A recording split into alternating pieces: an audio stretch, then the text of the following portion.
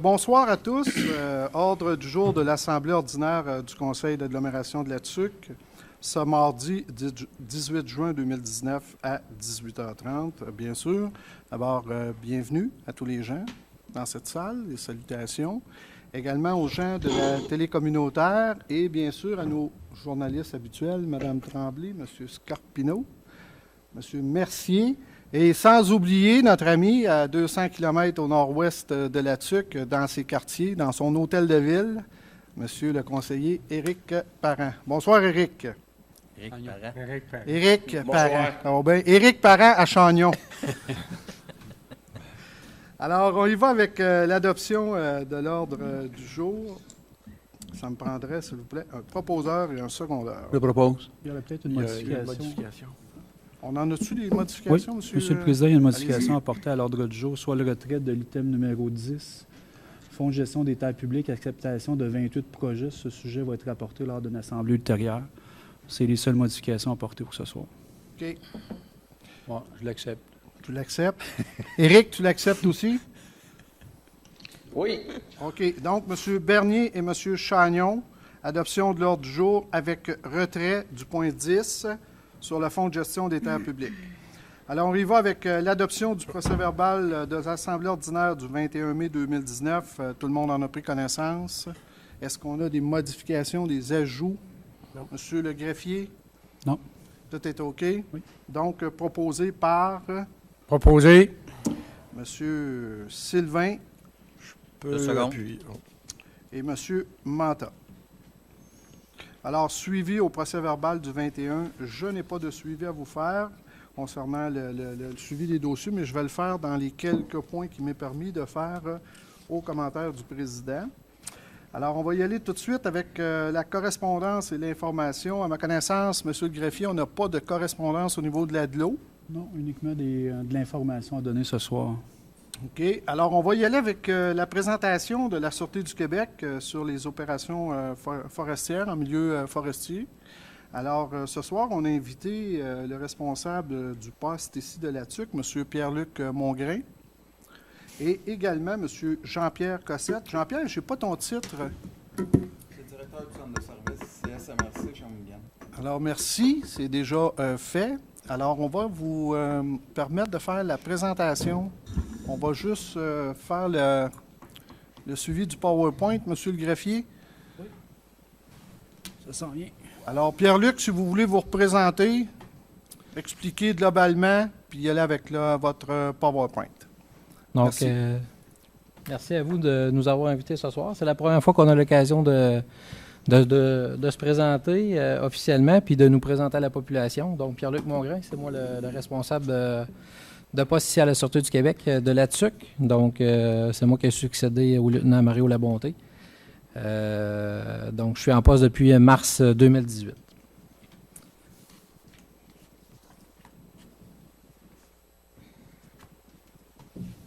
C'est un petit problème technique.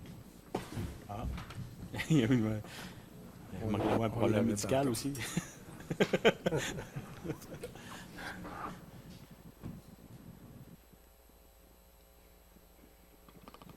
ne sera pas long, on a des petits problèmes techniques.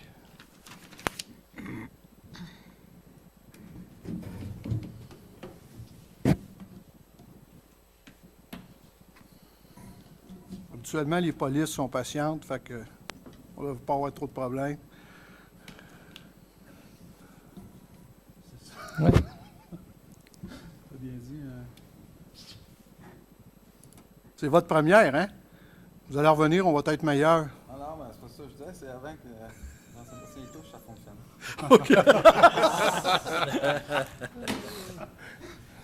Hein, c'est vrai. Tu peux changer ici si tu veux.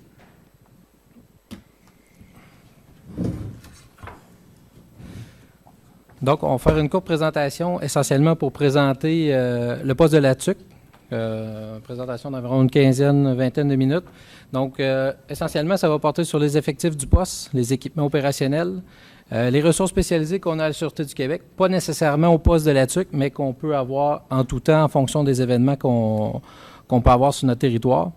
Les partenariats, la réalité territoriale de la TSUC versus notre couverture en patrouille, les opérations et prévention, les conseils de sécurité concernant surtout les villégiateurs en forêt, le fonctionnement et le processus d'une plainte criminelle, et ensuite de ça, s'il y a des questions, on pourra répondre aux questions avec plaisir. Donc, pour les effectifs du poste de la TUC, on a 18 patrouilleurs avec 4 superviseurs de relève, qui essentiellement sont divisés en 4 équipes, 2 équipes de 4 et 2 équipes de 5. Et parallèlement à ça, on a 4 autres patrouilleurs qui sont des gens là, qui ont 3 années et moins d'expérience. Donc, c'est des policiers permanents, mais qui sont appelés à avoir un horaire qui est variable. Au travers de ça, on a un bureau des enquêtes qui comporte 4 enquêteurs avec un chef d'équipe aux enquêtes, 3 agents de secrétariat qui s'occupent de toute l'administration au poste, un agent de liaison qui s'occupe de faire la liaison entre les corps autochtones et la Sûreté du Québec, et un responsable de poste qui est moi. Pour les équipements opérationnels, tout le monde connaît les autopatrouilles que vous voyez à tous les jours. Et avec notre territoire, on s'est adapté au fil des années. On a maintenant plusieurs véhicules sport utilitaires parce qu'on est appelé souvent à aller dans les TNO, les camions 4x4, VTT, donc on en a 2 ici au poste et c'est toujours en duo. Quand on fait les sorties TNO en VTT, toujours en duo. On en a 2 ici physiquement au poste, mais on peut en avoir 4, 6, dépendamment des événements là, auxquels on fait face.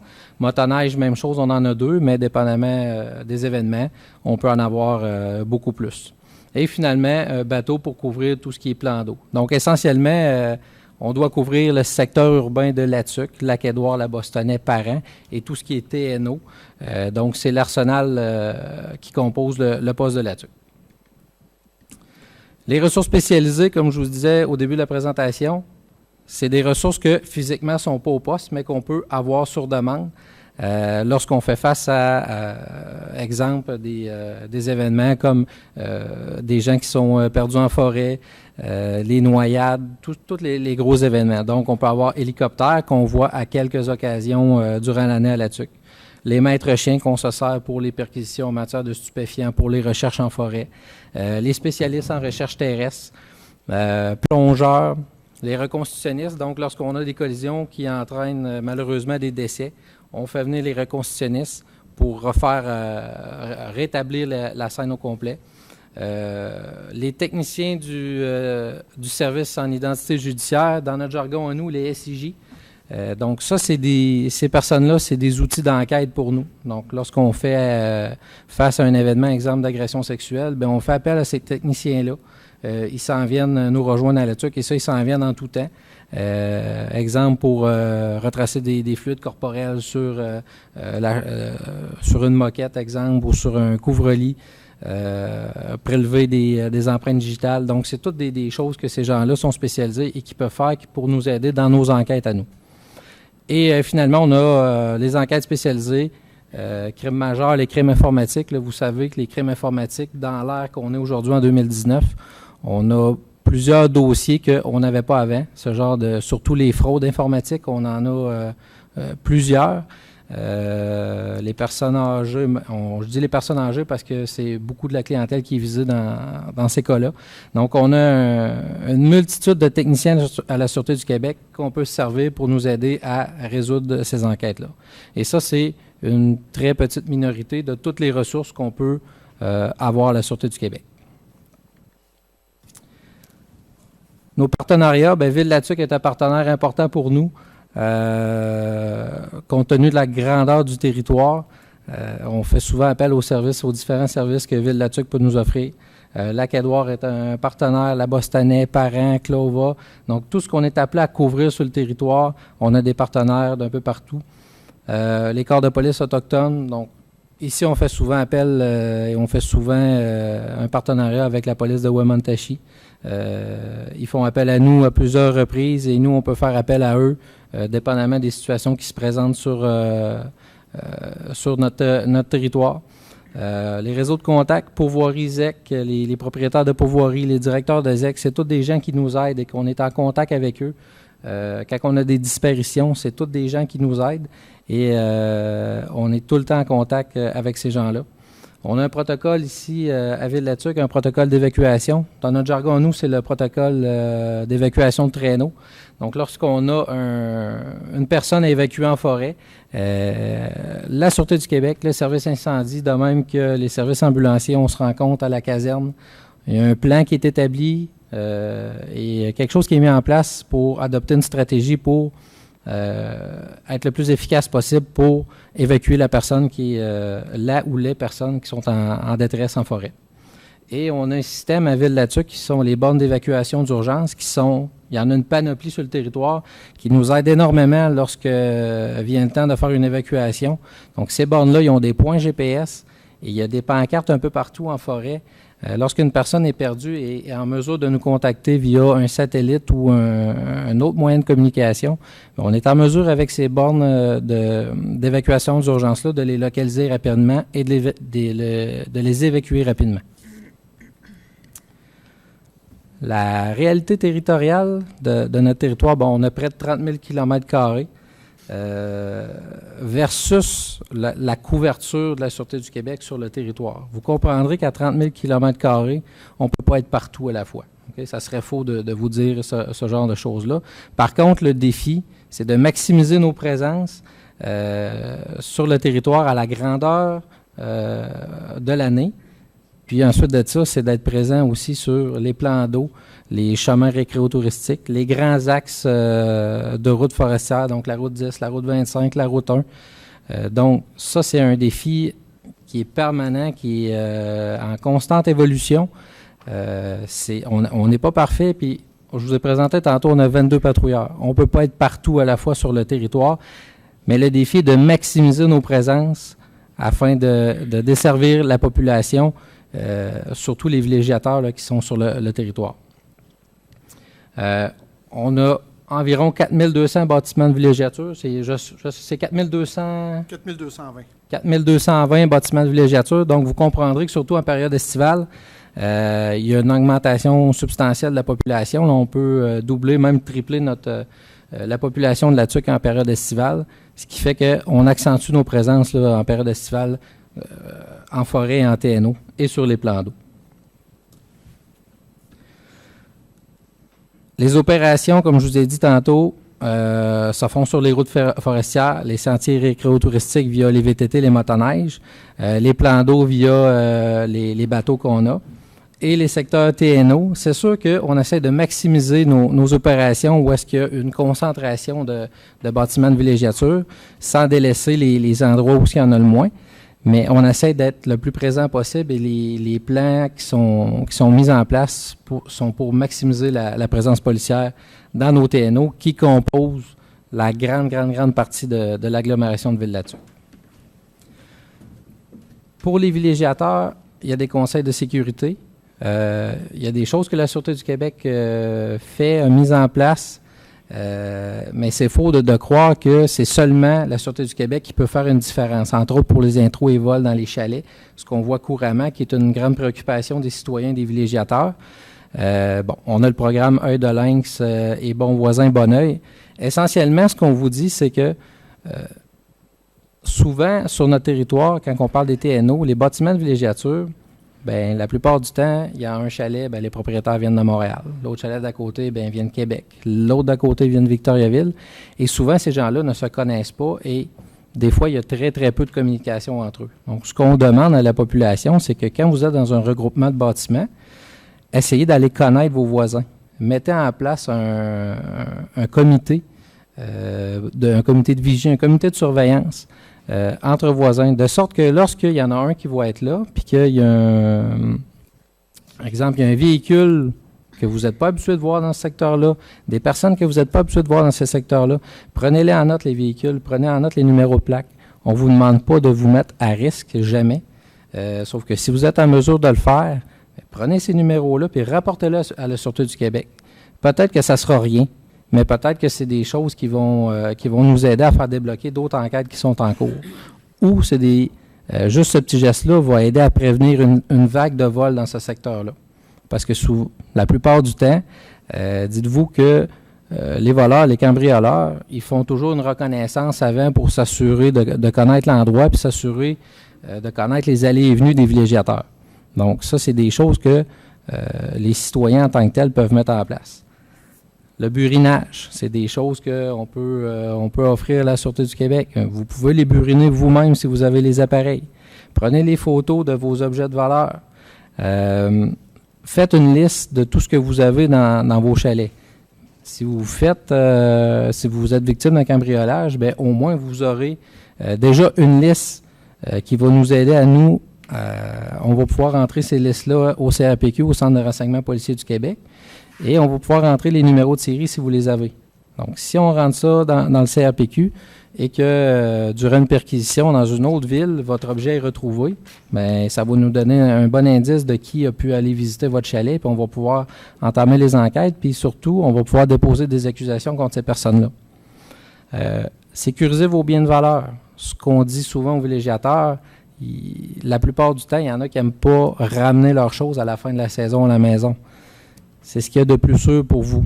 Donc, c'est sûr que traîner les VTT, les moteurs, les génératrices, c'est beaucoup de travail. Il y en a qui vont les cacher un petit peu plus loin en forêt, mais dites-vous que les voleurs, il y en a qui font ça à temps plein, c'est leur travail. Donc, ils savent les habitudes des gens, et c'est pas parce que vous allez cacher votre VTT en forêt qu'il est bien protégé. Donc, essayez de ramener le plus possible vos choses à la maison. Comme j'ai dit tantôt, signalez la présence de véhicules suspects ou de personnes suspectes. Donc, gênez-vous pas, appelez-nous à la Sûreté du Québec. On va prendre les informations et on va les consigner par secteur. Donc, ça ne tombera pas dans l'oubli. Et un point très important, déclarez les vols dont vous êtes victime. Donc, il y en a certains qui ne veulent pas déclarer les vols. Il y en a qui disent c'est trop long, on va perdre notre temps et on ne les retrouvera pas. Malheureusement, si vous ne déclarez pas les vols, on ne pourra pas rien faire. Peut-être qu'on ne réussira jamais à les trouver. Mais ça arrive très souvent qu'on réussit à les retrouver. Le processus d'une plainte criminelle, donc si vous êtes victime d'un cambriolage, on parle des bâtiments de villégiature, la première chose à faire, essayez de remarquer quand vous arrivez à votre chalet puis vous constatez que vous avez été victime d'un cambriolage, mais regardez, prenez le temps de regarder, y a-t-il des traces par terre, y a-t-il des traces de pas, y a-t-il des traces de pneus, est-ce qu'il y a des mégots de cigarettes? Est-ce qu'il y a des canettes qui ont été laissées là? C'est toutes des choses qu'il faut faire attention de ne pas toucher ou de prendre en photo. Si c'est des choses que vous pouvez récupérer, essayez de ne pas les toucher. Il ne faut pas les toucher. On va être capable peut-être de prélever des empreintes ou de l'ADN sur ces objets-là.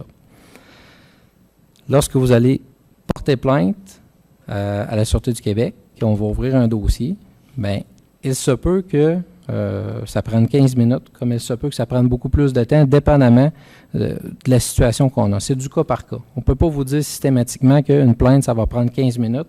On ne peut pas vous dire que ça ne prendra pas 3 heures non plus. Donc, c'est du cas par cas, dépendamment de la situation qu'on a.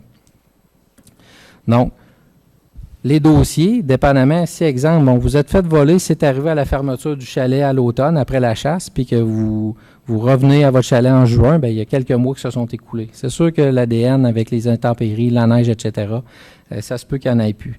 Les empreintes digitales, ça se peut qu'il n'y en ait plus. Ça se peut qu'on n'ait rien pour travailler. Dans ces cas-là, le policier patrouilleur va vous indiquer que le dossier est clos sur place. Clos sur place ne veut pas dire qu'on a rempli le papier puis qu'on le met aux oubliettes dans un classeur. Clos sur place veut dire que, en ce moment, l'enquête, on ne peut pas avancer. Et ce dossier-là va être classé par endroit, par secteur, et va être consigné aux enquêtes.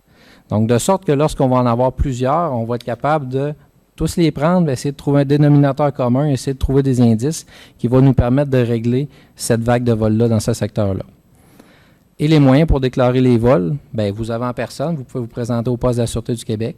Si vous n'êtes plus à la TUC, vous pouvez vous présenter dans un autre poste de la Sûreté du Québec et ils vont nous renvoyer le dossier par la suite. Vous pouvez nous appeler pour prendre rendez-vous. Exemple, moi, je suis allé à mon chalet, j'avais pas le temps d'aller vous voir, je suis redescendu à Trois-Rivières, mais je reviens la semaine prochaine. On peut prendre un rendez-vous, il n'y a aucun problème.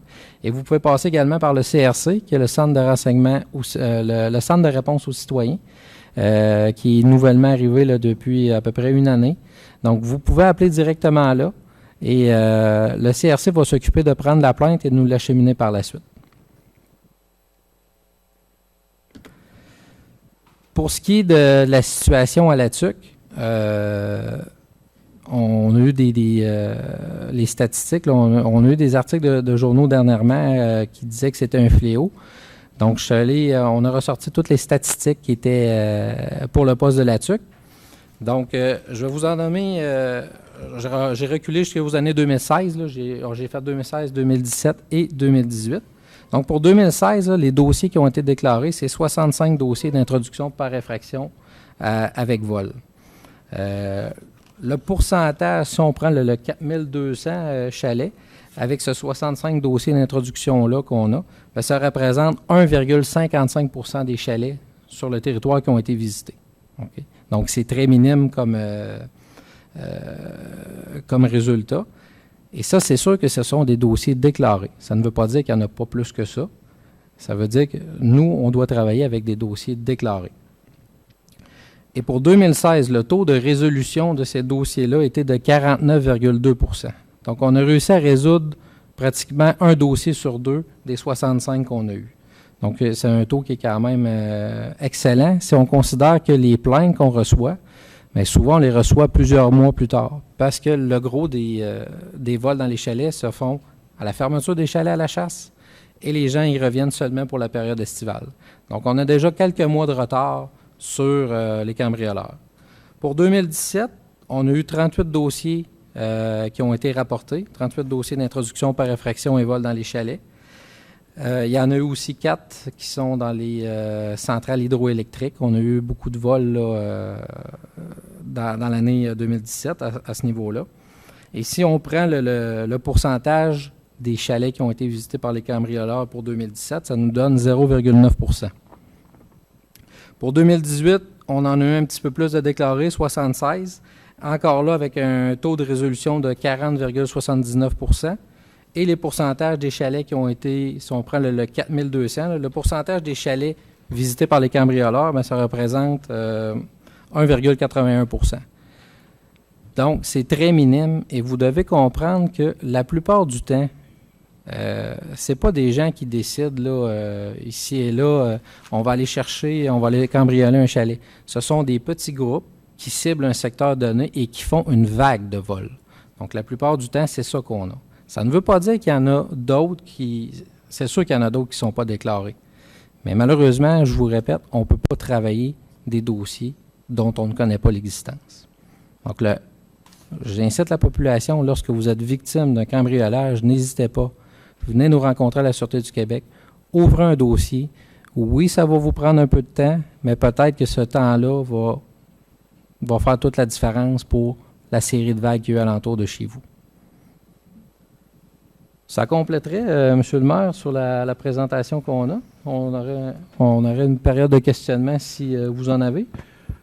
Oui, juste avant. Habituellement, on le permet juste à la fin, mais compte tenu que vous êtes ici, je vais permettre, s'il y a des questions dans la salle, que les gens puissent avancer uniquement sur le sujet ou la présentation des agents, des policiers de la Sûreté du Québec en ce qui a trait au poste ou encore le questionnement en forêt.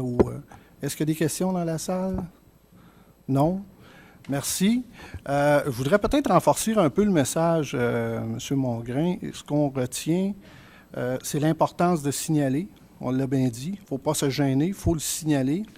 À partir du fait où ces problématiques-là sont signalées, bien, vous pouvez mieux cibler l'endroit où on a des vols, bien sûr.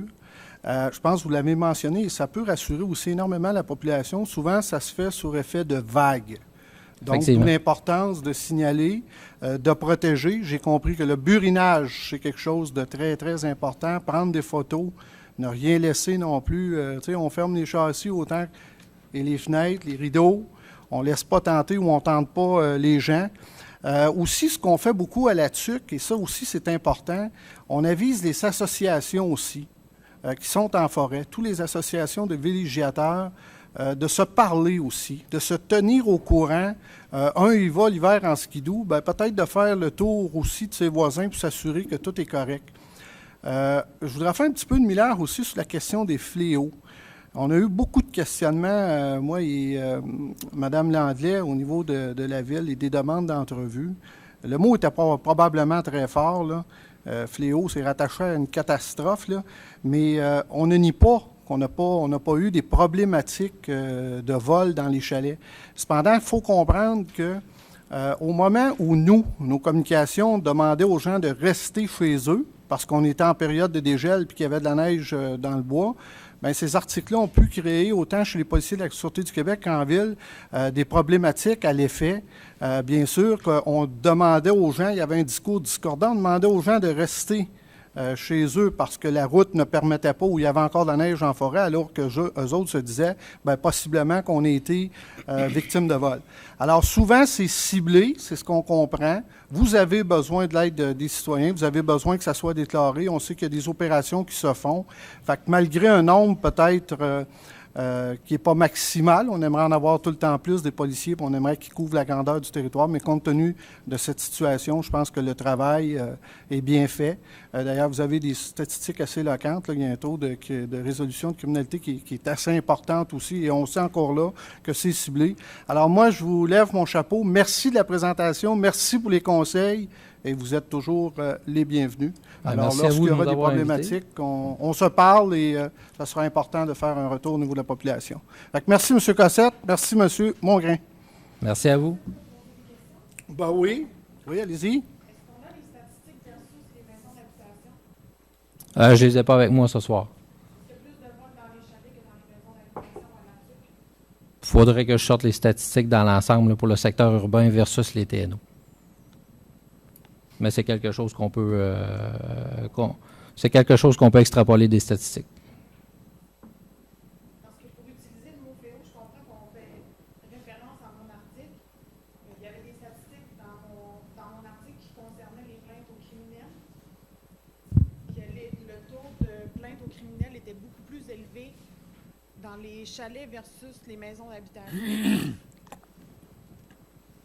Je ne peux pas vous répondre sur cette question-là. Si vous voulez savoir le pourcentage qu'on a, exemple, refaire le même exercice, mais pour le secteur urbain, c'est quelque chose qui peut se faire. Mais que je n'ai pas ici ce soir. Parce qu'on parle de pourcentage minime dans les chalets de 1,55 %, mais si versus dans les maisons d'habitation, c'est 0,30 %, on parle quand même d'une plus grande proportion de vols dans les chalets.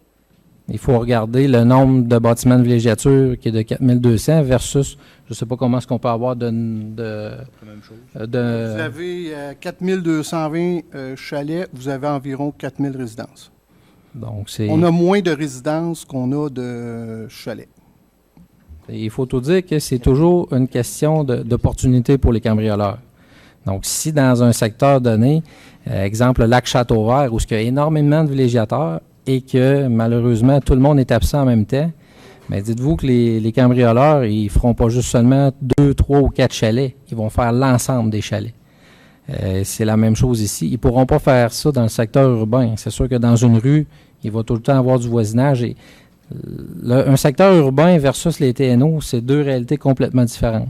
Donc, c'est toujours une question d'opportunité pour les cambrioleurs, et il n'y a rien de personnel dans ça. Ils ont l'opportunité d'aller cambrioler, d'aller chercher des objets qu'ils vont pouvoir revendre facilement.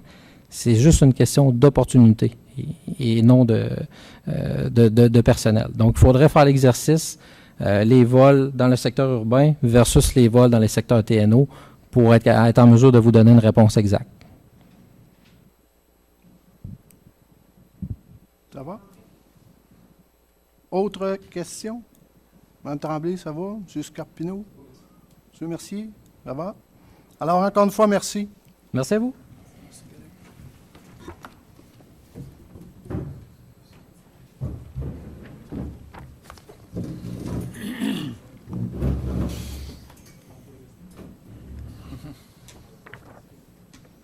Du monde? Ça va bien? Ouais. Alors, on poursuit l'Assemblée. On va y aller maintenant avec une autre présentation.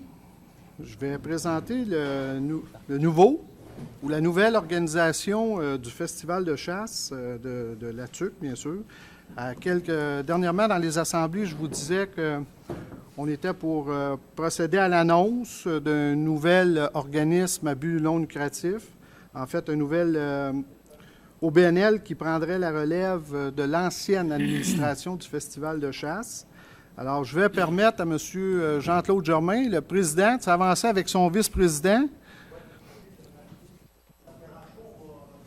Bien, pourquoi pas? Alors, M. Jean-Claude Germain et M. Philippe Sergerie, vice-président, vont vous entretenir quelques minutes sur la nouvelle mouture du Festival de chasse 2019. On tenait à s'asseoir ici parce qu'ils m'ont tout le temps dit, après le Festival de chasse, ça mairie. Ça donne un peu un avant-goût de ce que ça va avoir de là plus tard. Commence par réaliser ton festival avant. Hey, tu vas voir que c'est un festival de chasse ici aussi. Ouais, je suis pas inquiet. Bonjour. J'ai décidé de m'impliquer dans le Festival de la chasse pour une raison. Quand j'ai vu que la 47e édition n'a pas été ce qu'on aurait espéré, on est en train de parler de festival. Le Festival de la chasse, il est à La Tuque, comme le Festival Western est à Saint-Tite. On n'était pas pour perdre ça. Fait que suite à ça, j'ai fait une petite étude. J'ai parlé à peut-être 100 chasseurs, là. On en rencontre. Entre chasseurs, on se parle. Dans mes commerces, j'en rencontre souvent. J'ai posé les questions.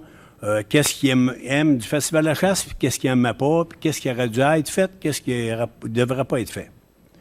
Fait qu'avec toute cette analyse-là, mais j'ai dit, je pense que c'est bon qu'on continue le Festival de la chasse. J'ai dit, là, j'ai du temps. J'ai dit, on va mettre une couple d'années dans le Festival de la chasse pour qu'il remonte à où il a déjà été, puis même plus loin que ça. Même, je ne parlais à M. le maire, il voit que je suis ambitieux, puis je vois grand, mais c'est l'histoire de ma vie. Fait que, si il y a eu 47 éditions, c'est parce qu'il y en a qui ont mis du temps, puis ils ont mis du bénévolat. Beaucoup de bénévolat qui a été mis. Je ne les connais pas tous, autant les Chevaliers de Colomb que le Club Optimiste qui ont contribué à la réussite de ce festival-là. Mais là, on a besoin d'air, de changement. C'était comme ça ne veut pas dire que ça va tout le temps être comme ça. Le monde change, il faut changer nous autres aussi. Fait qu'on on a une nouvelle image, on a des nouvelles façons qu'on l'a pensé. On l'a fait on l'a organisé, on l'a créé un organisme à but non lucratif. On est 3 directeurs. Pat, non, je vais te laisser, tu vas en avoir des besoins. il y a moi comme président, puis Philippe comme vice-président, puis on a Pat Moisan. J'ai été chercher 2 personnes à lesquelles qui avaient de l'expérience au niveau du Festival de la chasse. J'ai dit, je vais aller faire de la gestion, mais eux autres, ils ont plus d'expérience au niveau du festival que moi. Fait que, suite à ça, mais j'ai dit, il y a des gros changements qu'il faut faire. Puis il faut être prêt à les faire. On a discuté. Philippe, ça m'a pris du temps avant de le convaincre. Je pense que ça m'a pris 3 semaines avant de le convaincre. J'ai dit, si j'embarque pas, j'embarque pas. Puis après ça, on s'est entouré de Pat, qui a tout le temps fait la restauration sous la tente dans le temps. Fait que là, je pense qu'on est dû pour des changements. Puis pour la suite, la porte-parole du festival, c'est Philippe. Là, moi, j'ai dit ce que j'avais. Mais à la balance du festival, c'est Philippe qui va être le porte-parole. C'est lui qui va donner les informations. Philippe, tu peux y aller, s'il vous plaît, avec la liste de nos bénévoles. Merci, Jean-Claude. Bonsoir tout le monde. Merci, M. Dramelin, de nous accueillir. Bonjour les maires, conseillers et journalistes. Après plusieurs mois d'attente d'incertitude, il y a bel et bien un festival de chasse qui va se passer cet automne. On en a beaucoup entendu parler. J'en ai beaucoup entendu parler à l'ouvrage, mais on peut vous dire qu'il va en avoir bel et bien un. On a beaucoup d'ouvrages. On a, comme on dirait, on a le pied dans la fan parce qu'on a pris un petit peu de retard à cause de tout ce qui est arrivé avant ça. Je tiens avant toute chose à remercier l'ancien comité d'avoir apporté temps et dévouement au festival. C'est une job à temps plein, c'est une grosse job. On sacrifie nos familles, on sacrifie bien des affaires pour vous monter un festival. Je tire pas de rush en ancien comité, j'en ai fait partie. Ils ont fait une super de job, ils ont fait la job qu'ils étaient capables de faire, qu'ils pensaient qu'elle était bonne pour le comité. Félicitations pour votre dévouement. Je suis content de revenir à bord avec quelques années de congé. Avec une nouvelle équipe, Jean-Claude comme président, moi comme vice-président, Pat Moisan, Jocelyn Hamel, Tommy Fluet, Jonathan Tifo, le DG de la Caisse populaire là-dessus, un petit nouveau qui se joint avec nous, Amélie Joubert et Patrice Arvizet. Plusieurs nous ont demandé des petits scopes, des nouveautés. Il y a une rumeur qui circule sur la possibilité d'un changement d'endroit pour le festival. C'est bel et bien vrai. La prochaine édition devrait se tenir au Colisée Denis Morel. Il y a une question logistique et de coûts reliés à tout ça. Ça va vous être expliqué plus tard. Mais pour l'instant, ça devrait se faire là. Puis comme beaucoup de chasseurs l'ont demandé et redemandé, les billets du festival seront obligatoires avant l'ouverture de votre zone de chasse, comme ça se faisait dans les autres années. Il ne faut pas se tromper, c'est un très gros revenu avant l'ouverture du festival, qui est la vente de billets. Alors, en mettant ça obligatoire avant l'ouverture de la zone de votre chasse, ça nous permet une grosse rentrée d'argent pour, vous le savez bien, payer les comptes. Hein?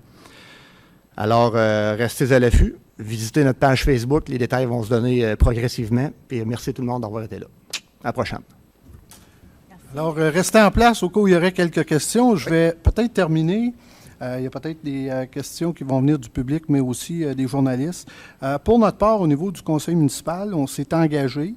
Vous savez, bien que ce soit un OBNL, parce qu'avant, c'était un peu comme bicéphale, cette histoire-là. Là, on était responsable Ville-la-Tuque, puis il y avait un comité.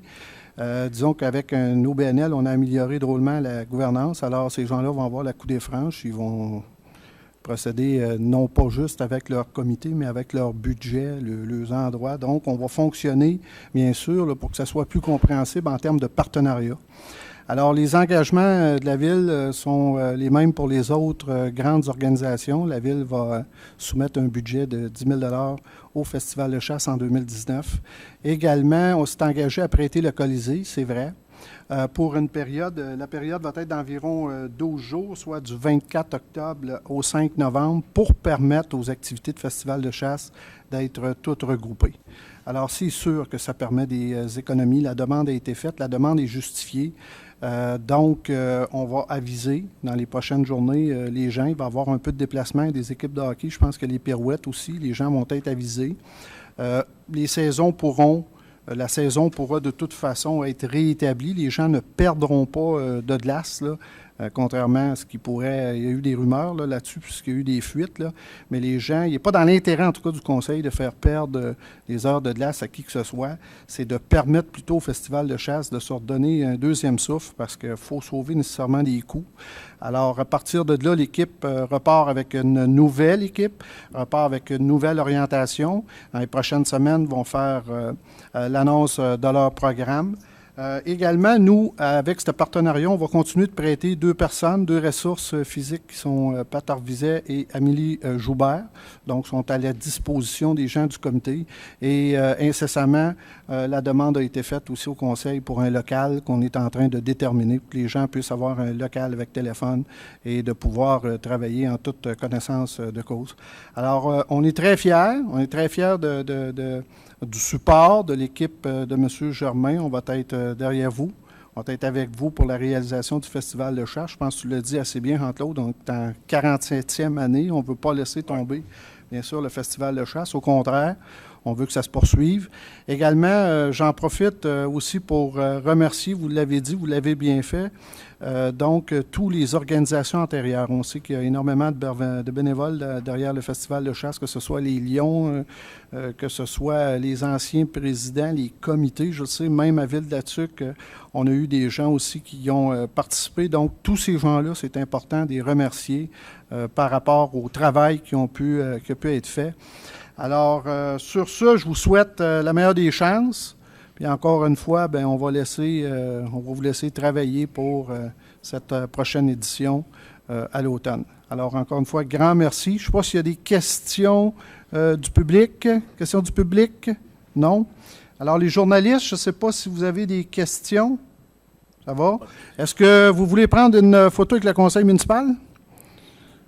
Avec le chèque? On vous l'offre. Avec le chef. On va prendre une petite photo. Avec le chef.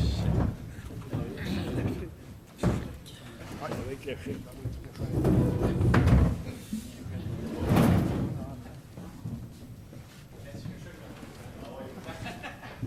T'auras pas ton chèque à soir, là.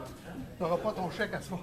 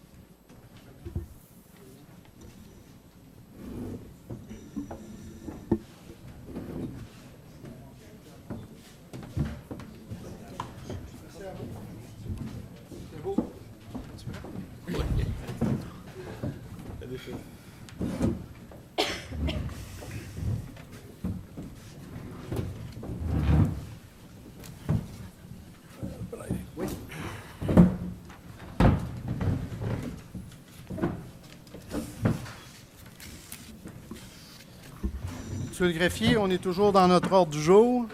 Toujours d'un temps. Alors, on poursuit avec le point 5.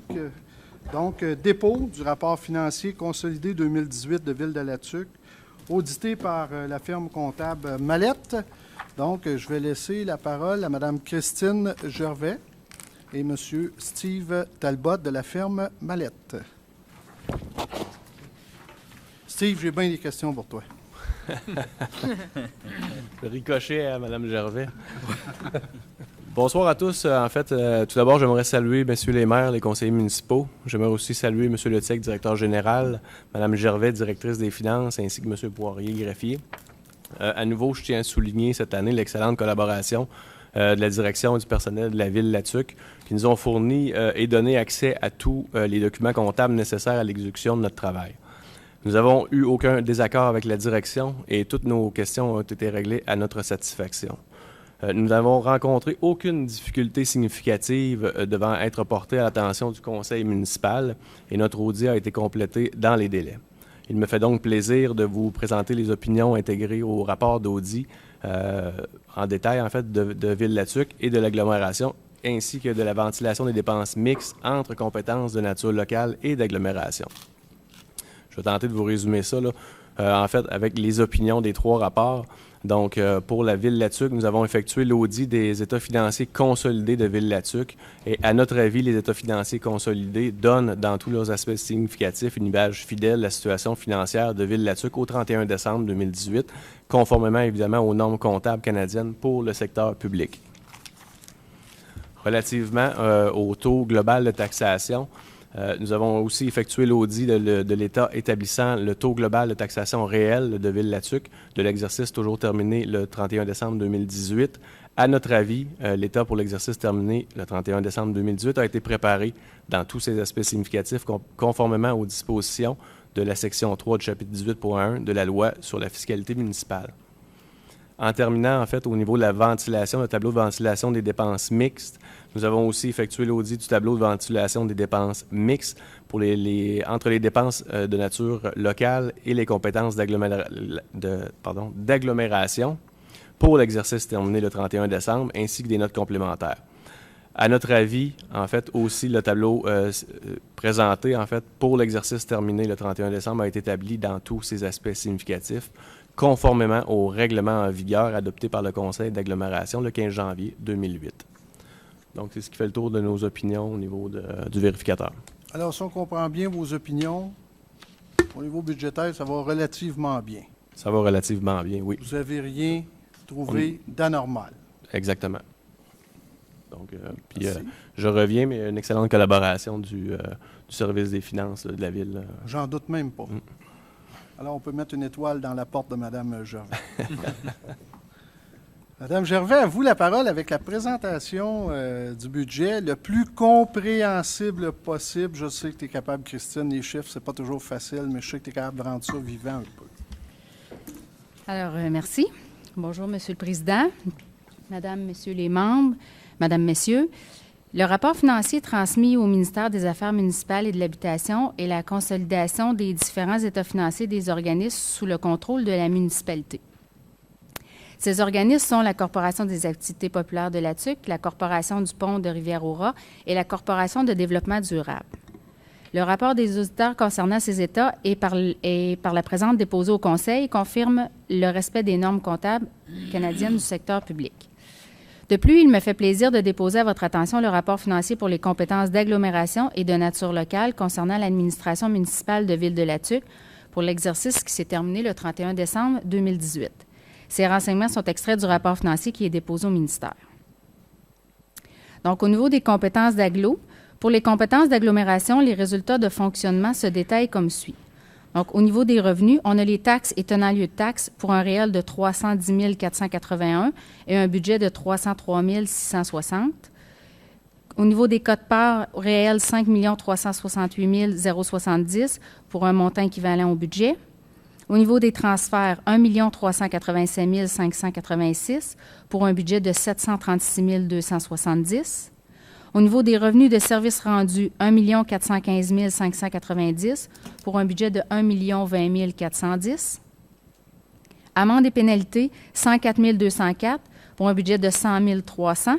Et les autres revenus, 5 513 pour un budget de 0. Donc, ce qui totalise des revenus d'agglomération au niveau du réel de 8 591 444 pour un budget prévu de 7 528 710, ce qui enregistre un écart de 1 062 734 favorable. Au niveau des dépenses, donc on retrouve l'administration générale pour un réel de 886 408 et un budget prévu de 916 230. Sécurité publique, 1 616 479 pour un budget de 1 511 320. Au niveau du transport, 351 188 pour un budget de 256 310. Hygiène du milieu, 8 309 pour un budget de 14 000. Santé et bien-être, 124 147 versus 125 750. Aménagement et urbanisme, 2 463 740 pour un budget de 1 622 840. Loisirs et culture, réel de 2 592 699 pour un budget de 2 479 410. Et les frais de financement de 97 456 pour un budget prévu de 104 910, ce qui totalise des dépenses réelles de 8 140 426 pour une prévision de 7 30 770, soit un écart défavorable de 1 109 656. Ceci nous donne un excédent 2018, donc un équivalent de bénéfice comptable au niveau du réel de 451 018 pour une prévision de 497 940, soit un excédent qui est un écart défavorable de 46 922. Donc, pour 2018, la conciliation fiscale se chiffre à moins 610 742 et ça se compose des éléments suivants. Donc, il y a eu des remboursements reçus dans le cadre des prêts-flis, 16 706, des transferts aux fonds réservés de 111 700, des transferts au niveau des réserves financières pour 198 760, l'amortissement des dépenses à taxer et à pourvoir, 38 500, et remboursement de la dette à long terme de 278 488. À la fin de l'exercice, le déficit de fonctionnement à des fins fiscales pour les compétences d'agglomération se chiffre à 159 724. Au 31 décembre 2018, le montant des surplus des fonds réservés et des réserves financières se détaille comme suit. Donc, au niveau du surplus, au 31 décembre 2018, on a un déficit de 159 724, fonds de roulement 20 398. Au niveau du FLI, donc le Fonds local d'investissement, 513 171. Le solde disponible des règlements d'emprunt fermés, 5 366. Les réserves du rôle foncier, 198 760, pour un total de 577 971. Au niveau de la section des investissements pour l'agglomération, la réalisation pour l'année 2018 s'élève à 248 401. Donc, le descriptif, on a au niveau des véhicules 60 805, ameublement et équipement de bureau 1862, machinerie, outillage et équipement 115 323, bâtiment 2231 et les autres immobilisations pour 68 180.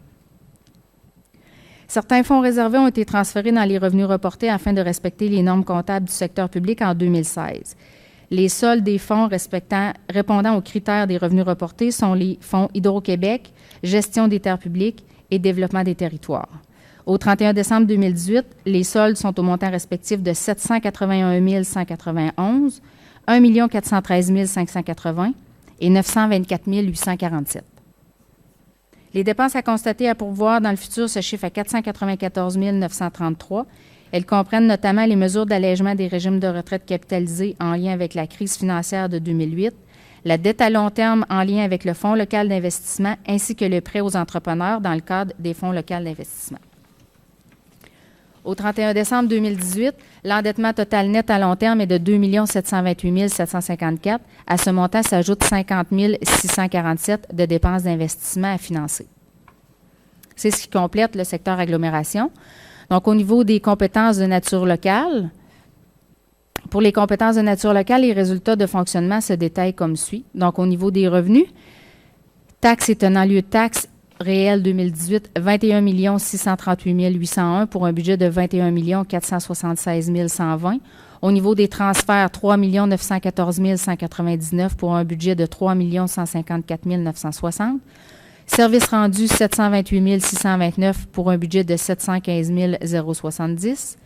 Imposition de droit, 426 114 pour un budget de 391 500.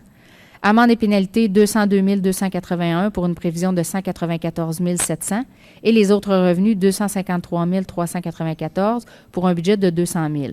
Ce qui totalise des revenus réels pour l'année 2018 de 27 163 418 et un budget prévu de 26 132 350, soit un écart favorable de 1 031 068.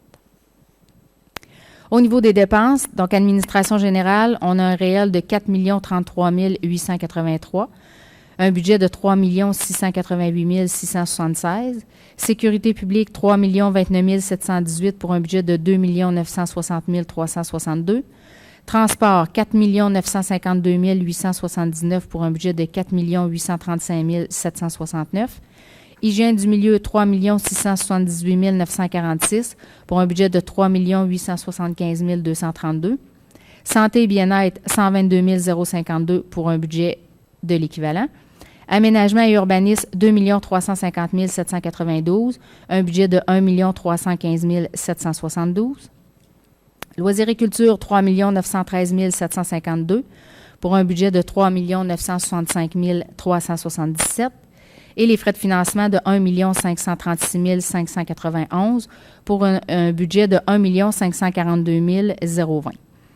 Ce qui nous porte à un total des dépenses 2018 réelles de 23 618 613 pour un budget de 22 305 260, soit un écart défavorable de 1 313 353. Ce qui nous donne un excédent 2018 réel de 3 544 805 pour un budget prévu de 3 827 090, soit un écart défavorable de 282 285. Donc, pour 2018, au niveau de nature locale, la conciliation fiscale se chiffre à moins 3 369 062 et se compose du remboursement reçu dans le cadre de certains prêts et placements pour 103 842, d'évaluation de placement pour 58 385, transfert aux réserves 106 000, amortissement des dépenses à taxer et à pourvoir 175 100, remboursement de la dette à long terme 3 332 397, transfert aux fonds réservés 323 798 et diverses opérations reliées à l'investissement 406 006 $. Donc, à la fin de l'exercice, le surplus de fonctionnement des fins fiscales pour les compétences de nature locale se chiffre à 175 743 $. Si on regarde au niveau des surplus, donc l'accroche, il n'y a eu aucun changement dans l'année 2018. Donc, ça porte le solde au 31 décembre 2018 à 68 229. La même chose pour par an. Donc, il n'y a eu aucun mouvement en 2018 pour un solde de 22 507.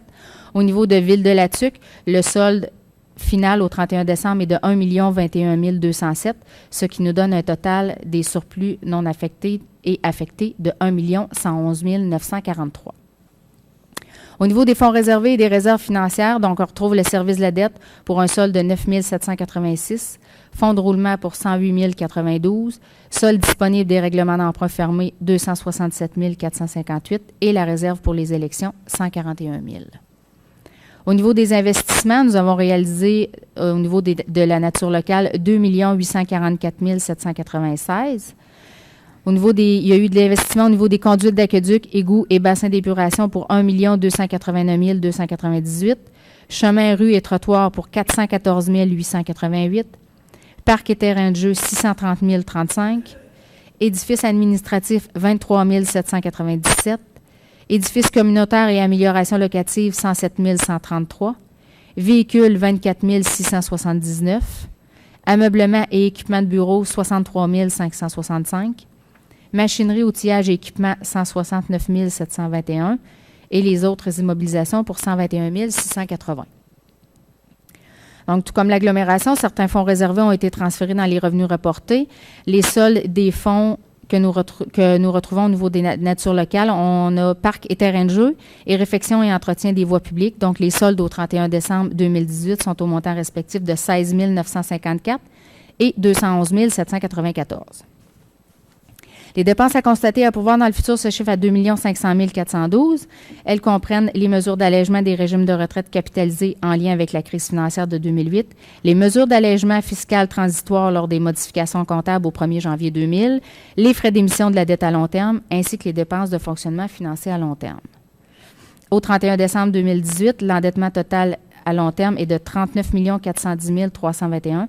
À ce montant s'ajoute 372 433 de dépenses d'investissement à financer. Donc, maintenant, on peut regarder au niveau de la dette globale. Donc, c'est vraiment la dette autant agglomération que de nature locale. Donc, au niveau du graphique, on voit là en bleu, en fait, c'est la dette qui est à la charge du contribuable, tandis que la couleur verte, ça représente la dette totale de la Ville. Donc, on a une historique qui part de 2013 jusqu'à 2018. En fait, en 2013, la dette totale était à 37 183 819, moins les subventions qui servent à payer la dette, moins l'utilisation des fonds qu'on utilise pour payer le capital et les intérêts de la dette, ce qui porte la dette à long terme à taxer aux citoyens à 28 256 928. Donc, on peut voir là, avec les années, en 2014, il y a eu une augmentation, 2015, une augmentation, 2016, toujours une augmentation, 2017 aussi, donc on est rendu à 39 141 257 et on peut voir en 2018 que la dette à la charge du citoyen a légèrement diminué. Donc, on est maintenant à 39 065 834.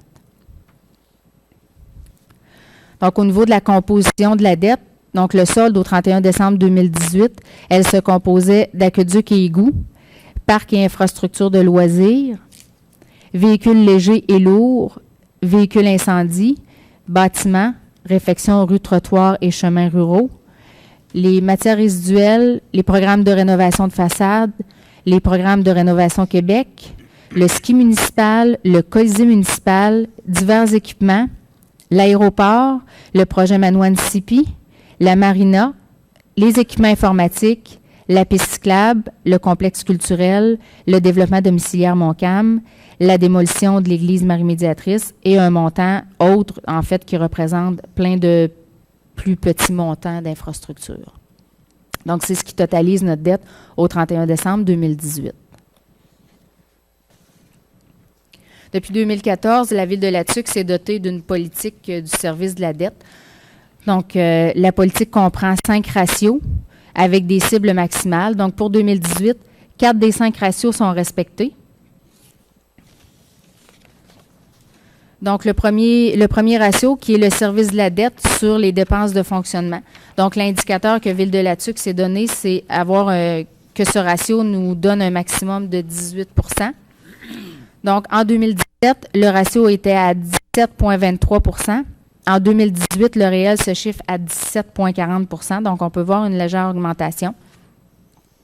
Donc, l'impact est majoritairement au niveau des affectations qui ont considérablement diminué.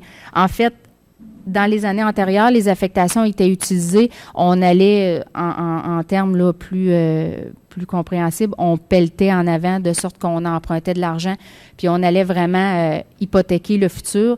Maintenant, au lieu d'hypothéquer le futur, on vient le rembourser. Donc, au lieu d'emprunter de l'argent, on vient le rembourser. Donc, c'est ce qui fait qu'au niveau des dépenses de fonctionnement, il y a une légère augmentation.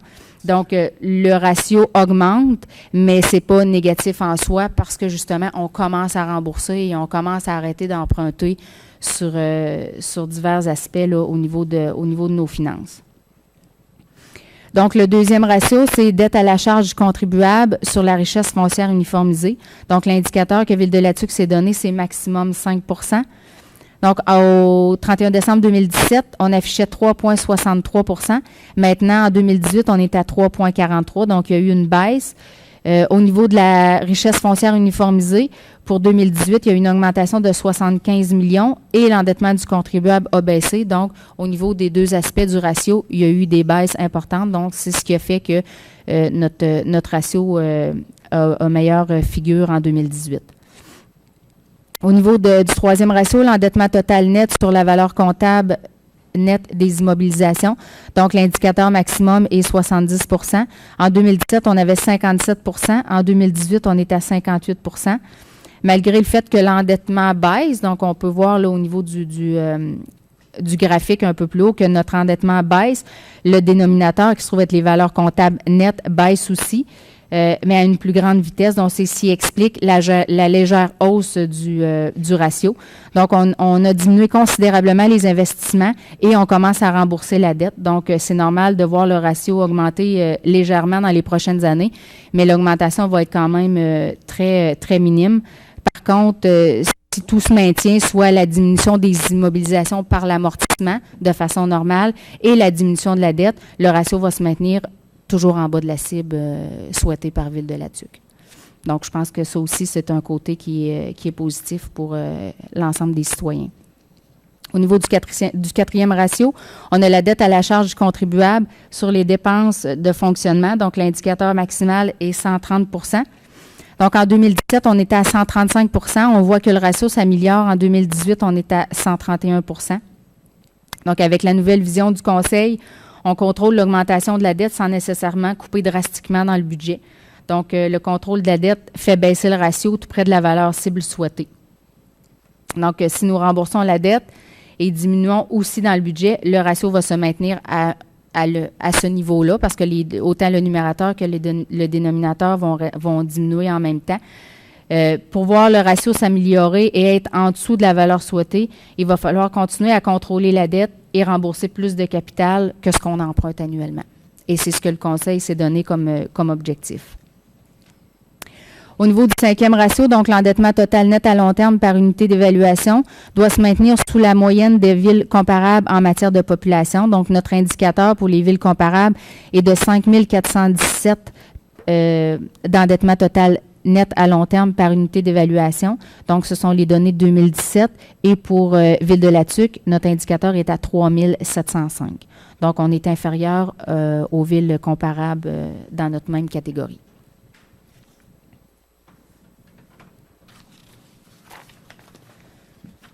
Donc, en conclusion, Ville-de-la-Tuque termine l'exercice financier 2018 avec un surplus de 16 019 $, ce qui porte le montant total des surplus accumulés non affectés à 861 483 $. Le Conseil n'a affecté aucune somme au budget 2019. Ces résultats ne sont qu'un résumé très sommaire de toutes les activités qui ont eu lieu en 2018. Le rapport détaillé sera disponible à compter du 21 juin 2018 à la section Services municipaux, Finances du site Internet de Ville-de-la-Tuque à l'adresse www.ville.latuque.qc.ca.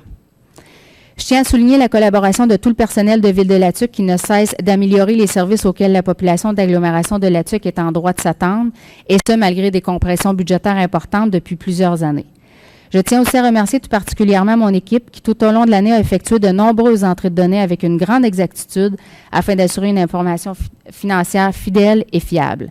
Les compétences et la rigueur du trésorier adjoint, M. Jean-Benoît Lafont, et la collaboration du personnel du service des finances permettent d'assurer à toute personne concernée que les résultats de 2018 sont le reflet exact des activités financières de la Ville, tant au niveau des compétences d'agglomération que de nature locale. En terminant, je tiens à remercier le maire et les conseillers, ainsi que le directeur général, pour le soutien constant et la confiance qu'ils m'accordent. Merci. Alors, grand merci à toi, Christine, et M. Talbot également. Quelques commentaires, j'irai en vous disant que, premièrement, il y a un petit déficit à l'ADLO qui va être payé par Ville de Latuc, comme la coutume le veut. Également, on a un très, très léger surplus, je pense que vous l'avez compris, 16 000 $. Souvent, à la blague, je dis à mon conseil, c'est l'achat d'un 4 roues sans le bumper. Alors, on voit que depuis 20 mois, le travail du gouvernement en place est payant. Notre gouvernement municipal, notre conseil, on avait pris des engagements. La dette aussi baisse. C'est important. Ça a des effets, mais ça baisse. On n'en a pas ajouté d'argent non plus sur la dette. Alors, c'est des engagements qu'avait pris l'ensemble des membres du Conseil et on voit que tous les mécanismes en place, autant la bonne gouvernance, autant la rigueur, parce que je sais que Christine félicite son équipe, mais je dois par ailleurs féliciter le travail du Conseil qui n'est toujours pas facile. On est confronté souvent à faire des choix qui sont difficiles. En fait, on n'a pas de marge de manœuvre. Et vous le voyez très bien, les chiffres en parlent. Alors, il faut continuer sur cette lancée. On est toujours à Ville de Latuc en rationalisation de nos opérations. Alors, il y aura d'autres annonces. On poursuit sur cette même lancée. On souhaite que le climat s'améliore. On travaille d'un autre côté à vouloir... avec les gouvernements en place, avec les subventions, avec le nouveau service de développement économique et forestier qu'on s'est donné. On se donne beaucoup de structures. On voit arriver aussi les projets d'Hydro-Québec, on va vous en parler tantôt, comme quelque chose auquel il va falloir énormément profiter tous ensemble. C'est tout ensemble qu'on va y arriver de toute façon. Ce n'est pas que l'histoire d'un maire, d'une directrice des finances ou d'un conseil. Il va falloir que tout le monde mette l'épaule à la roue, avec des retombées possibles. Lorsqu'Hydro-Québec parle de 80 millions, j'ose espérer qu'on aura des entrepreneurs locaux qui feront partie des contrats. J'ose espérer qu'on sera en mesure aussi de bien servir, d'encadrer la centaine de travailleurs qui s'en viennent. Je ne suis pas très pro-auberge forestière ou camp forestier, ou appeler ça de toutes les façons inimaginables. Tout ce qui est à distance de Ville de Latuc ne nous remplira pas les poches, ne nous amènera pas de retombées économiques auxquelles on a énormément de besoins. Dans les derniers mois, on a accumulé aussi des mauvaises nouvelles de notre gouvernement provincial aussi, concernant le fait qu'on est toujours en négociation pour le point de TVQ. C'était important que ça se fasse aussi sans la réduction des programmes actuels. Vous savez qu'on se bat pour avoir des programmes qui nous ressemblent. Une ville de la grandeur de la Latuc, il faut toujours se battre. On est toujours en compétition. Alors, ce n'est pas toujours facile. On a quand même un bilan qui demeure positif. Je veux rassurer les gens, on est toujours en contrôle, mais on doit rationaliser nos activités. Il n'y a pas de miracle à faire, là. L'argent ne pousse pas dans les arbres. Alors, sur ce, je remercie énormément mes consoeurs, mes confrères. Je remercie aussi le comité de finances. Ce n'est pas toujours évident. Il y a M. Manta, il y a M. Duchesneau, il y a M. Martel et moi-même. Il y a également le directeur général qu'on fouette souvent. Et il y a Mme aussi, Christine Gervais, sur lequel régulièrement, je vous dirais une fois par mois, on a une rencontre obligatoire. Mais lorsqu'il survient des problématiques, des petites crises budgétaires, on doit s'asseoir, faire les exercices nécessaires. Et à date, je tiens à saluer le travail de tous. C'est une excellente coopération qu'on a et vous en avez également aujourd'hui les résultats. Alors sur ce, je vais permettre quelques questions s'il y en a du public. C'est des gens qui veulent avoir qui ont des questions ou encore veulent avoir des explications supplémentaires. Est-ce que ça va? Ça va? Est-ce que les journalistes ont des questions, Mme Tremblay, M. Scarpino? On va, M. Mercier. Alors, Éric, ça va chez vous? Je ne vois pas si tu as du public ou s'il y a des questions. Non, il n'y a personne, je suis seul, puis j'ai pas de questions. C'est bien. Alors, sur ce, on va adopter, M. le greffier. Oui. On va adopter la résolution. Je vais vous permettre la lecture, s'il vous plaît. Oui. Donc, attendu la présentation du rapport financier de Ville de Latuc au 31 décembre 2018 de la directrice des Finances et trésorière, Mme Christine Gervais, ainsi que M. Steve Talbot de chez Mallette.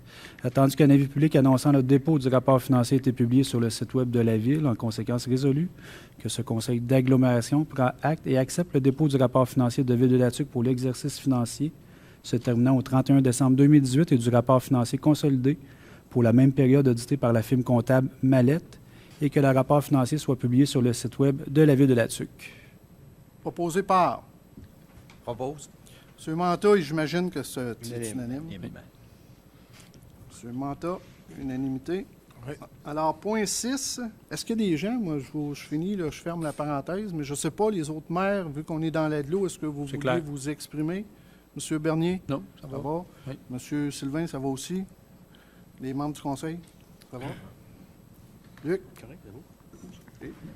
Alors, on y va au point 6, emprunt de 11 500 au fonds de roulement pour la réfection de divers bâtiments municipaux. Donc, en conséquence, résolu que ce conseil d'agglomération autorise la directrice des Finances et trésorière à emprunter un montant global de 11 500 pour la réfection de divers bâtiments municipaux et que ce montant soit remboursé selon une période de 5 ans à raison de 2 300 par année à compter de l'année 2020.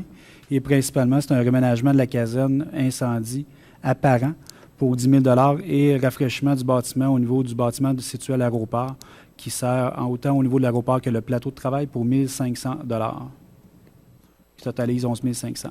Merci, M. le greffier. Proposé par Je vais le proposer. Mme Bérubé. Puis, Le seconde, On va prendre le gars de parent. oui, c'est ça, on va donner une chance. OK. Alors, Éric Parent de Chagnon. Il m'en doit une, là. Alors, on y va au point 7. Octroi d'aide financière via le Fonds de développement des territoires. Il y a 6 projets. Tandis qu'en fonction de l'entente intervenue, le gouvernement du Québec verse à l'agglomération de Latuc une enveloppe budgétaire via le Fonds de développement des territoires, sur le FDT, en vue de soutenir différents projets issus des secteurs privés, municipaux, coopératifs ou des OBNL. Attendu l'analyse par le Comité consultatif d'investissement et la recommandation favorable émise au Conseil d'agglomération. Donc, en conséquence, résolu que ce Conseil d'agglomération octroie les aides financières suivantes. Donc, aux promoteurs Alexandre Philibert et Charles Villeneuve pour un projet d'acquisition de Villeneuve et Fils incorporé, l'aide financière de 20 000 et c'est pris à même les fonds Relève Affaires et fonds Jeunes Entrepreneurs. Deuxième projet étant Janie et Isabelle Cloutier pour acquisition Gaz BP incorporé, 20 000 et c'est pris à même les fonds Relève Affaires et fonds Jeunes Entrepreneurs. Un promoteur un projet au niveau de la municipalité de la Bostonnais, pôle d'activité, c'est le même qui s'intitule le projet, pour une aide financière de 131 341,53 $, pris à même le FDT et le FDLR, et un projet issu de la Ville de Latuc pour équipement de cinéma secteur parent, pour un montant de 14 532 $, pris à même le FDT et le FDLR au niveau de Latuc, et que ce conseil d'agglomération autorise la directrice par intérim du service de développement économique et forestier Latuc, Mme Danielle Rémillard, à signer pour au nom de l'agglomération de Latuc les contrats de financement. Alors, un commentaire, c'est le fruit du travail du service de développement économique et forestier. Les gens peuvent se présenter. Il y a de l'aide, il y a de l'accompagnement technique, administratif qui peut être fait. Il y a aussi des fonds qui sont à la disposition, on ne le dira jamais assez. Il y a des argents aussi qui peuvent être disponibles pour différents projets. Je vois Julie Noël dans cette salle et Mme aussi Julie Boulay qui travaille à la SDF à titre d'agent. Alors, il y a beaucoup de travail qui se fait là. On le voit déjà aussi, il y a des sommes qui sont disponibles, il y a du travail technique, administratif, je vous le répète. Ces gens-là travaillent énormément fort pour le développement économique de Ville-Latuc. Je tiens à les saluer aussi et je tiens à remercier Mme Rémillard aussi pour le travail qui est fait au niveau du service de développement économique et forestier. Alors, je pense que mes consoeurs et confrères seront d'accord avec moi. Alors, un proposeur. Je propose. M. Bernier. Je seconde. Monsieur seconde. Manta. Trop tard, mon ami de parent.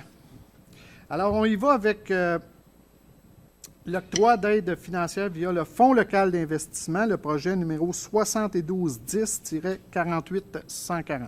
Oui. Attendu qu'une entente a été intervenue avec le gouvernement du Québec via le ministère de l'Économie et de l'Innovation pour la gestion du Fonds local d'investissement en vue de soutenir différents projets issus du secteur privé. Attendu l'analyse par le comité consultatif d'investissement et la recommandation favorable émise au conseil d'agglomération.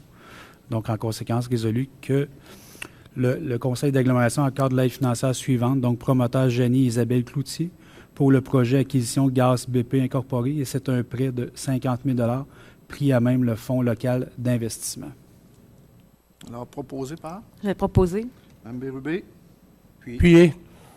Luc Martel. Alors, autorisation de signature, renouvellement du bail de location du 323 rue Saint-François, local du service de développement économique et forestier Latuc, 2019-2020. Attendu que le bail de location des locaux situé au 323 rue Saint-François, où ce qui loge le service de développement économique et forestier Latuc, viendra à échéance le 31 août prochain.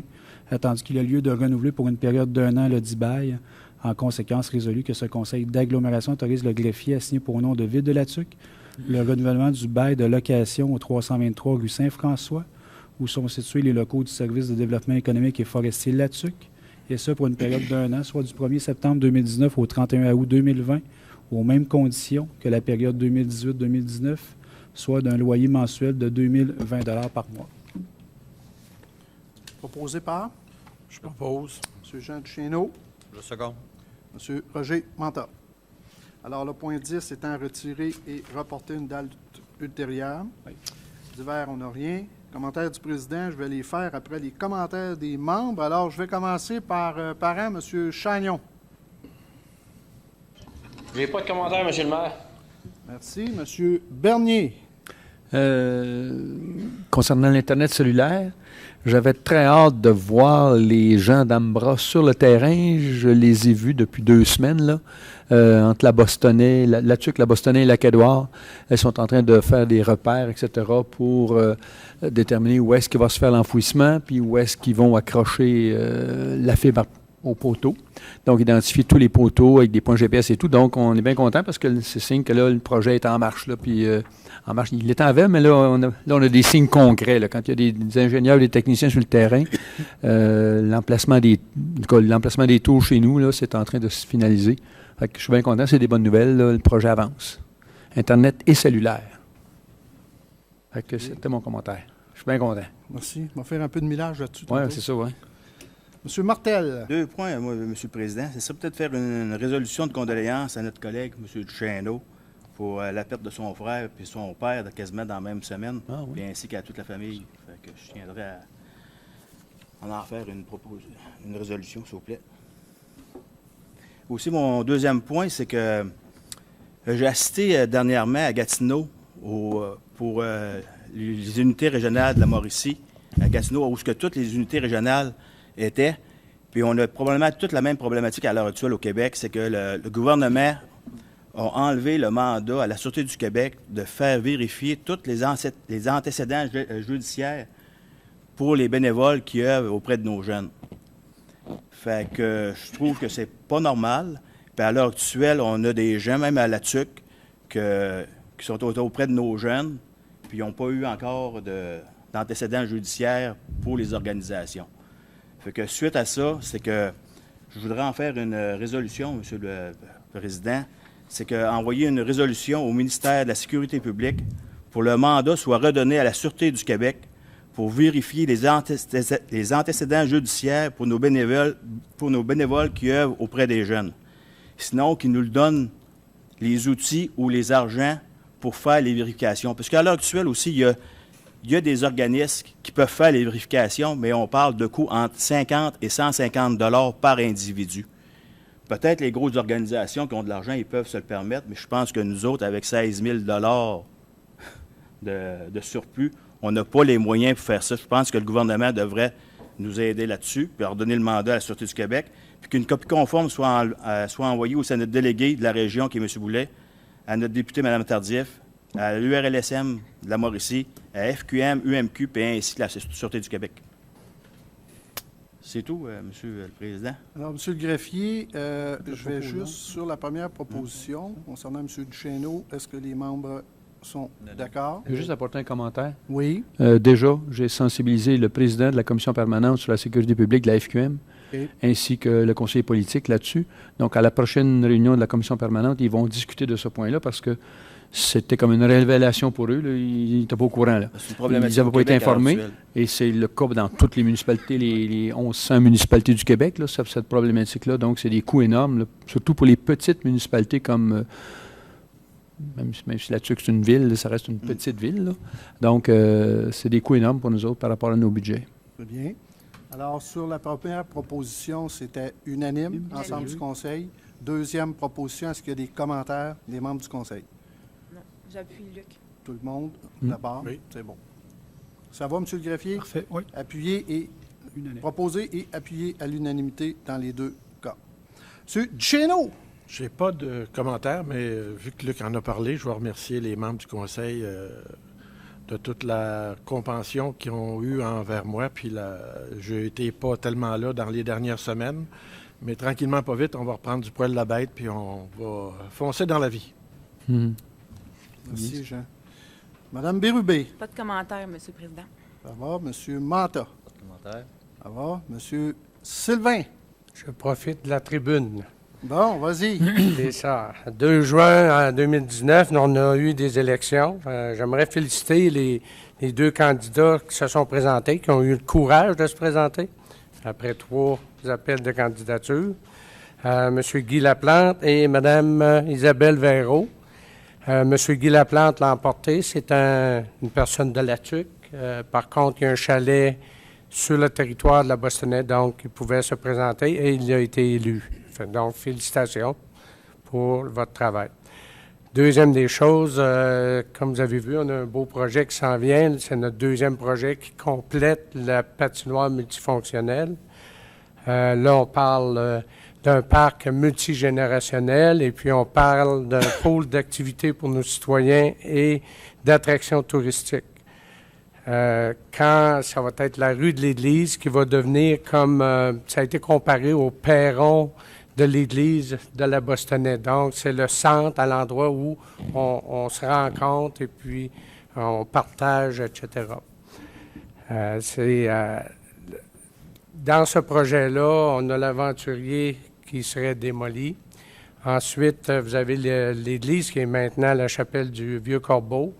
Donc, vous voyez là, que quand vous rentrez dans la rue de l'église, déjà, vous allez avoir à gauche l'église, à droite, ça va être un parc halte routière et puis ça va servir aussi à l'association équestre. Nous avons présentement la seule association équestre dans le coin, c'est la Bostonnais, environ 30 personnes. Et puis, ils nous ont demandé un secteur. On va lui donner un secteur dans le coin où l'aventurier se trouve.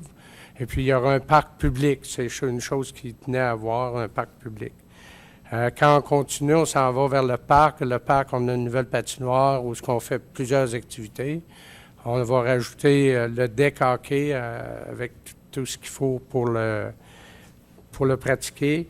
Ensuite, il va y avoir tout ce qui était éparpillé en s'en allant. On avait des jouets d'enfants en arrière de l'hôtel de ville.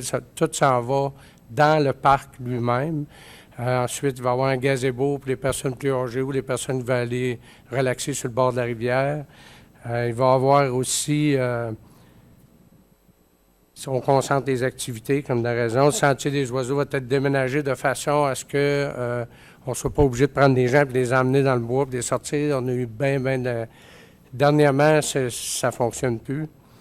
Et puis, gazebo, jeux et activités pour tous. J'aimerais remercier le SDF qui nous a accompagnés dans ce projet-là. Puis féliciter notre agente de développement rural, Mme Sylvie Bourdois. Très beau projet, puis elle a travaillé fort. Fait que merci beaucoup. Merci, Michel. Alors, je terminerai avec quelques notes. Je vous ai habitué à vous donner des nouvelles sur la téléphonie cellulaire. Alors, plus précisément en mai, parce que je demande constamment ou mensuellement un retour sur les activités de la firme Ambra en ce qui a trait au déploiement de notre fibre optique et des tours. Vous savez, le choix des tours, les terrains, ça a été fait. Il y a eu des prises de photos qui ont été faites en mai au lac Mekinac, Saint-Joseph-de-Mekinac, lac Missionnaire, Matawan, Lac-Chat et Festubert. Puisqu'ils vont commencer les consultations publiques, il est fort probable qu'il y ait des gens à proximité de ces endroits-là qui vont recevoir des lettres de la firme Ambra. Il y a des informations, là, je ne veux pas être trop long, donc vous pouvez répondre, vous pouvez vous prononcer. Également, il y a toute la question aussi, les consultations vont être bonnes environ pour 120 jours. Vous allez voir, là, les détails, ça se lit assez bien, là, c'est pas trop compliqué. Les permis de construction en ce qui a trait au tour vont être aussi demandés en mai. Notarier les ententes de servitude, parce que là-dedans, il y a des tours qui vont être sur le domaine public, mais il risque d'en avoir aussi sur le domaine privé. Donc, les gens vont être concernés. Il y aura des plans d'aménagement, arpentage des sites, chemin d'accès, études géotechniques, parce que vous savez qu'au niveau de ces tours-là, ça va prendre des chemins aussi pour faire la maintenance et y apposer, bien sûr, les équipements nécessaires pour la téléphonie cellulaire et l'Internet. Donc, on est toujours dans les temps. Il va y avoir des appels d'offres aussi qui vont suivre. Ce qui est prévu au niveau de la fibre optique, c'est qu'à l'automne de 2019, de Latuc à Lac-Édouard, il y a 57 km qui devraient être complétés. Je ne vous cacherai pas qu'il y a une deuxième phase qui est en route aussi. Je travaille le dossier avec Mme Julie Boulet. En fait, vous savez, entre le Lac-Édouard et le lac Bouchette, on n'a plus de poteaux. Alors, souvent, la fibre optique, on a l'habitude d'accrocher ça au poteau électrique. Ça prend des permis. Des fois, c'est long aussi parce que avec Hydro, mais aussi, il y a d'autres services. En tout cas, tout ça fait qu'il faut que ça soit placé d'une certaine façon.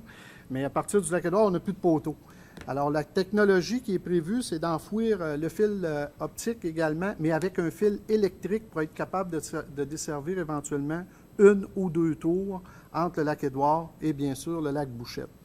Alors, c'est des sommes supplémentaires. C'est un budget qui est de l'ordre d'environ 2 millions. Alors, à l'heure actuelle, on a fait les demandes à Hydro-Québec pour être capable d'avoir les technologies, mais aussi l'équipement qui est le fil électrique à enfouir au même moment que la fibre optique. Alors, souvent, on a ce questionnement-là. Donc, la solution est trouvée, la disposition est à venir. Il reste à financer le projet de l'ordre de 2 millions. Également, lorsque je vous parle de calendrier, l'hiver 2019-2020, Trois-Rivières jusqu'à Hervé-Jonction, c'est une distance d'environ 91 km, va être aussi complétée. Quelques informations supplémentaires. On a un nouveau partenaire aussi dans le projet de la téléphonie cellulaire, un partenaire qui est très important. On a eu le plaisir d'avoir des confirmations du CN. Donc, on a eu des problématiques. Au début, on a rencontré ces gens-là et à la suite des discussions qu'on a pu avoir, ils ont accepté qu'on puisse enfouir la fibre optique dans l'emprise du CN, là, en fait, du chemin de fer. Donc, ça a été une bonne nouvelle pour nous, d'autant plus qu'ils regardent la possibilité. Là, c'est moi qui vous le dis, mais ne tuez pas le messager. Éventuellement, probablement qu'on sera en mesure d'avoir l'Internet, même dans le train qui dessert Shawinigan ou la partie Shawinigan, peut-être jusqu'à Parent, parce qu'on parle aussi d'être capable d'avoir à différents endroits la fibre optique dans l'emprise du transport ferroviaire du CN. Alors, ce sont des bonnes nouvelles pour nous. Alors, je vais prendre l'habitude de vous communiquer ces bonnes nouvelles-là une fois par mois. Également, je voulais revenir un peu sur Hydro-Québec. On le dira peut-être jamais assez. Ça a été une très, très belle nouvelle hier. On a fait une conférence de presse. Même si tout le monde s'en attendait un peu, on ne vous cachera pas, ça s'est fait au rapide blanc, de l'ordre de 613 millions. C'est plus d'un demi-milliard. C'est une centrale. C'est 7 ans. C'est environ une centaine de travailleurs. Alors, c'est important, je l'ai dit tantôt, je souhaite que les milieux répondent bien. Vous savez, Ville d'Attuc, on a des devoirs là-dedans. Il y a des responsabilités aussi qui ont été confiées à la Chambre de commerce. Il y a un partenariat qui s'installe actuellement. Alors, il va falloir, bien sûr, qu'on se prépare à héberger ces gens-là, à restaurer ces gens-là. Il y a des services, c'est un gros défi. Je vous le dis, c'est un gros défi. Nous avons fourni, nous, juste à la TUC, on a eu une demande par rapport à l'hébergement. Parce que vous savez, Ville de la TUC, lorsqu'on fournit des listes, on veut s'assurer qu'ils soient légales. À ma connaissance, c'est 389 chambres légales qu'on a fournies à Hydro-Québec. Donc, c'est important. Même si on a 100 travailleurs, vous savez que des fois, il y a des repères à l'usine où il peut arriver toutes sortes de situations. Mais disons que de cet endroit-là, on a assez d'hébergement pour être capable de combler ces besoins-là.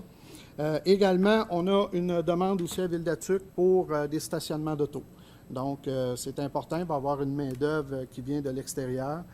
Les gens, si on veut qu'on soit capable de les loger aussi en ville, va falloir trouver du stationnement pour peut-être, je vous dis ça, c'est toute réserve, là, une centaine de véhicules. Alors, on travaille à ce sujet-là. On veut des emplacements qui ne dérangeront pas trop, mais qui vont permettre le plus de gens au même endroit, parce que vous savez que les gens, probablement, utiliseront un système d'autobus pour monter sur les chantiers.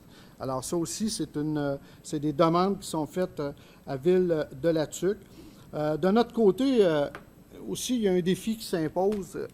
Lorsqu'on parle d'un projet de 7 ans, vous savez, Ville-de-la-Tuc, on est très préoccupé par le fait qu'après ça, il va y avoir possiblement la tranche, possiblement un autre 7 ans. Il va y avoir le Beaumont. Donc, on part de l'endroit le plus loin pour s'en venir vers le plus près.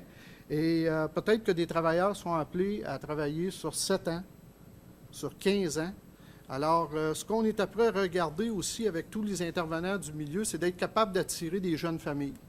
D'être capable d'offrir aussi, si c'est un homme ou une femme, il y a un emploi, vient travailler sur le chantier, bien, si sa conjointe est capable d'offrir des services en milieu hospitalier, en milieu scolaire, de secrétariat, d'un restaurant ou n'importe quoi, on est après faire l'inventaire aussi et de travailler en collaboration tout le monde pour qu'on puisse être capable d'attirer de nouvelles familles. On sait avec l'avènement des bâtisseurs, ça a permis que certaines maisons sont disponibles sur le quartier, dans les quartiers, mais sur le marché également. Donc, c'est important. On va vous tenir au courant, on va en parler, mais je pense qu'on n'en parlera jamais assez. Il faut être ouvert, il faut être prêt. C'est des retombées importantes pour le milieu, il faut être organisé. On a des gros tests à passer là-dessus, des gros défis. Alors, il faut être prêt. Et j'ai bien confiance dans notre organisation, j'ai bien confiance dans la population de la TUC.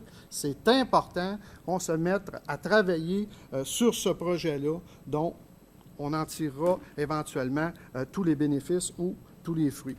On est très fiers de cette nouvelle-là et comme je vous dis, on va continuer de la propager et de vous tenir informés. Et lorsqu'on vous demandera d'être présent, bien, j'ose espérer que vous pourrez nous aider à travers ce projet-là.